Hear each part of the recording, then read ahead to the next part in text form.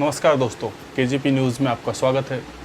दोस्तों अभी आप पिछले 2-4 दिन से जो भी न्यूज़ चैनल खोलते होंगे या अखबार पढ़ते होंगे या जो भी जहाँ से भी आपको न्यूज़ मिलता होगा, उसमें एक चीज़ बहुत चर्चा में है, वो है सुप्रीम कोर्ट बनाम राष्ट्रपति।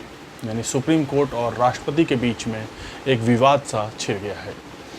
अभी इसका एक ज्वलंत उदाहरण है कि अपने उपराष्ट्रपति जो हैं जगदीप धनखड़ जी, उन्होंने एक बहुत बड़ा बयान दिया था सुप्रीम कोर्ट के ऊपर कि सुप्रीम कोर्ट जो है वो कैसे मनमानी कर रहा है और एक अपने आप को खुद को सुप्रीम पावर समझ रहा है। ठीक है, भारत में सुप्रीम कोर्ट का और चीफ जस्टिस ऑफ इंडिया का एक अपना स्थान है और उनका एक महत्व है, लेकिन कुछ लोगों के मन में ऐसा है कि क्या सुप्रीम कोर्ट एक राष्ट्रपति को कुछ आदेश दे सकता है?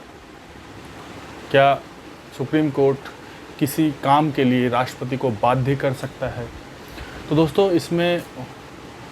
इसके बारे में हम डिटेल से जानेंगे, पर अभी पहले ये जानते हैं कि ये मुद्दा क्या है। आप में से बहुत लोगों को पता भी होगा, जिन्हें नहीं पता है उन्हें हम बता देते हैं कि अभी फ़िलहाल ये मैटर जो है दोस्तों, ये तमिलनाडु से उठा है। तमिलनाडु, जहाँ पे मुख्यमंत्री हैं स्टैलिन ने अपने विधानसभा में कई सारे कानून पास किया।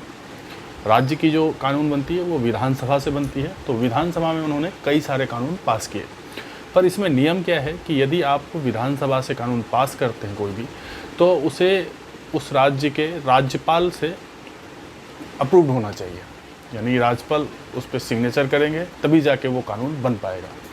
अब इसमें कानून क्या कहता है अपना, तो कानून ये कहता है कि यदि कोई विधानसभा कोई भी बिल पास करती है, वो कानून तभी बनेगी जब राज्यपाल का दस्तखत होगा, राज्यपाल की सहमति होगी। लेकिन यदि विधानसभा कोई भी बिल पास करके राज्यपाल के पास भेजती है, तो राज्यपाल के लिए कोई तय समय सीमा नहीं है कि वो कितने दिन में उसको अप्रूव करते हैं। हाँ, उसमें यह है कि यदि वो 3 महीने तक चाहे तो रोक के रख सकते हैं, या राज्यपाल को लगता है कि हाँ ये कानून बनना चाहिए, ये बिल पास होकर कानून बनना चाहिए, तो वो उस पर दस्तखत कर सकते हैं।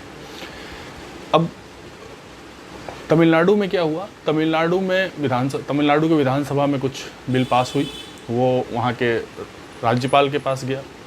वहाँ के जो राज्यपाल थे उन्होंने कुछ बिल को अपने पास रख लिया और उसको फिर 3 महीने के बाद उस बिल को राष्ट्रपति के पास भेज दिया कि सर आप अब इसको देखो। उन्होंने अपने हाथ से उठा के, अपने डेस्क से उठा के राष्ट्रपति के पास भेज दिया। अब राष्ट्रपति के पास अधिकार ऐसा है, कानून जो कहता है कि राष्ट्रपति चाहे तो उस बिल को पास कर दें, या राष्ट्रपति चाहे तो अनिश्चित काल तक उसको अपने पास रख सकते हैं, और वो जब तक उनके पास है तब तक वो बिल पास नहीं होगी, यानी कि वो बिल कानून नहीं बनेगा। अब ऐसा ही हुआ दोस्तों, तमिलनाडु के जो राज्यपाल थे उन्होंने वो सारी बिल 3 महीने के बाद राष्ट्रपति के पास फॉरवर्ड कर दिया। अब राष्ट्रपति जी के पास जैसे ही फॉरवर्ड हुआ तो तमिलनाडु के जो मुख्यमंत्री हैं स्टैलिन पहुंच गए सुप्रीम कोर्ट। अब सुप्रीम कोर्ट जब से पहुंचे तो वहाँ 2 जजों के बेंच ने राष्ट्रपति को ये फैसला दिया कि आप के पास जो भी राष्ट्रपति के पास या फिर राज्यपाल के पास यदि कोई बिल पास होके आता है तो उसे वो 3 महीने के अंदर अप्रूव्ड करें, और नहीं तो वो ऑटोमेटिक अप्रूव्ड माना जाएगा। अब इसमें बात ये आ रही है कि क्या सुप्रीम कोर्ट राष्ट्रपति को आदेश दे सकता है? क्या सुप्रीम कोर्ट ऐसा कह सकता है कि राष्ट्रपति अप्रूव्ड करें या नहीं करते 3 महीने के अंदर तो ऑटोमेटिक अप्रूव्ड हो जाएगा? तो इसमें 2 चीज़ें हैं दोस्तों। पहले तो ये जानना चाहिए कि सुप्रीम कोर्ट के जो चीफ जस्टिस ऑफ इंडिया होते हैं CJI, उनकी नियुक्ति करते हैं राष्ट्रपति।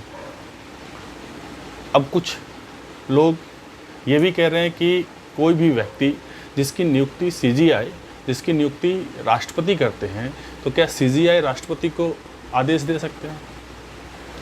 तो कई जगह पे ऐसा होता है, कई मुद्दों पे ऐसा होता है कि CJI डायरेक्ट राष्ट्रपति को आदेश नहीं दे सकते हैं, पर CJI को लगता है कि राष्ट्रपति को कुछ सुझाव दिया जा सकता है तो वो सुझाव दे सकते हैं।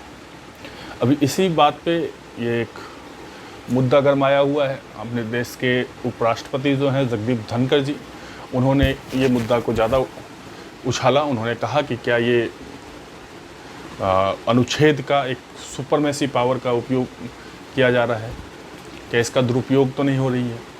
इसी पे कुछ पूर्व जज थे सुप्रीम कोर्ट के, वो भी साथ आए।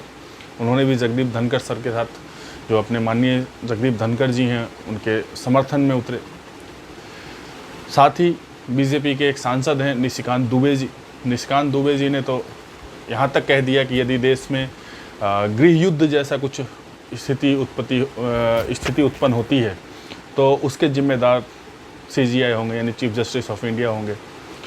इस बयान के विरोध में कांग्रेस के कई सारे नेता जैसे जयराम रमेश, ये लोग बयान किए। इन्होंने कहा कि ये गलत है, ऐसा नहीं होना चाहिए। तो ये थी पूरी मुद्दा जो अभी न्यूज़ में बना हुआ है। बात एक ही है कि क्या CJI, chief justice of India, जो सुप्रीम कोर्ट के हेड होते हैं, वो राष्ट्रपति को आदेश दे सकते कि नहीं दे सकते हैं।